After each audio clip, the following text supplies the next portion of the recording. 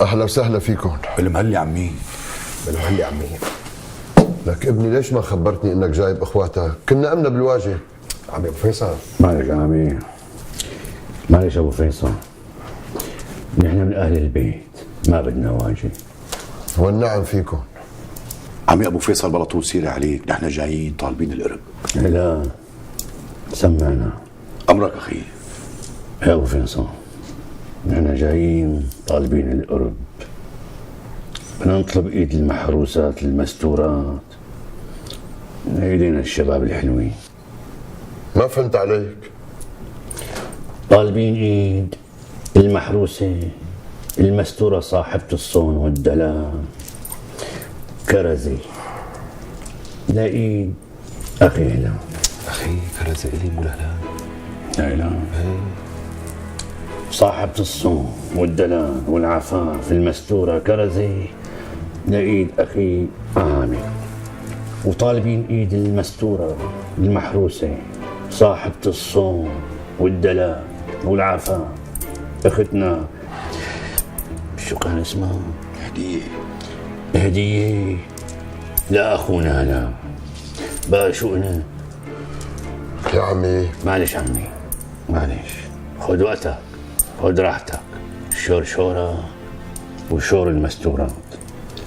ابو فيصل مثل ما بتعرف نحن بيت رسلان، اخي عامر دفتر دار الشام كله، وانا العبد الفقير بلا منقودين من كبار تجار الشام، وعن قريب رح اصير شهبندر التجار يا رب ان شاء الله. ان شاء الله اخي.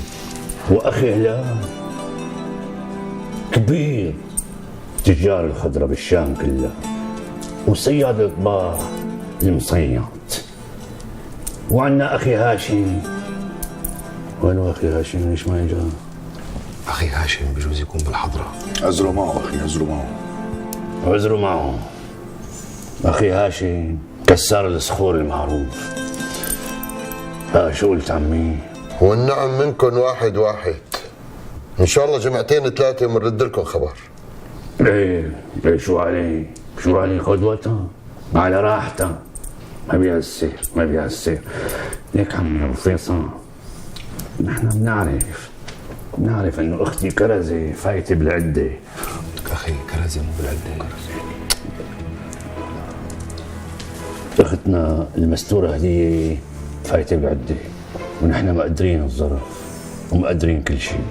بس هلا رح نقرا الفاتحه على نية التيسير. ما بتعرف ابو فيصل، ما بنعرف شو بيصير. سمونا الفاتحه. طولوا بالكم يا جماعه، قرايه الفاتحه بعد الشغل. ايه شو علي بعد الشغل؟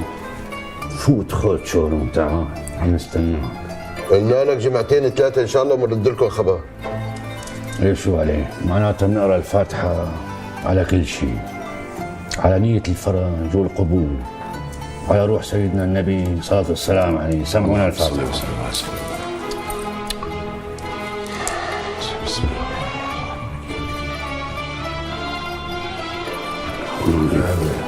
ألف مبروك هلا. الله يبارك بعمرك يا اخي.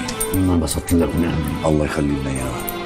آخر العنقود ألف مبروك أخي. الله يبارك فيك اخي، الله يبارك فيك. مبروك هلال. الله يبارك فيك عمي. يلا السلام عليكم.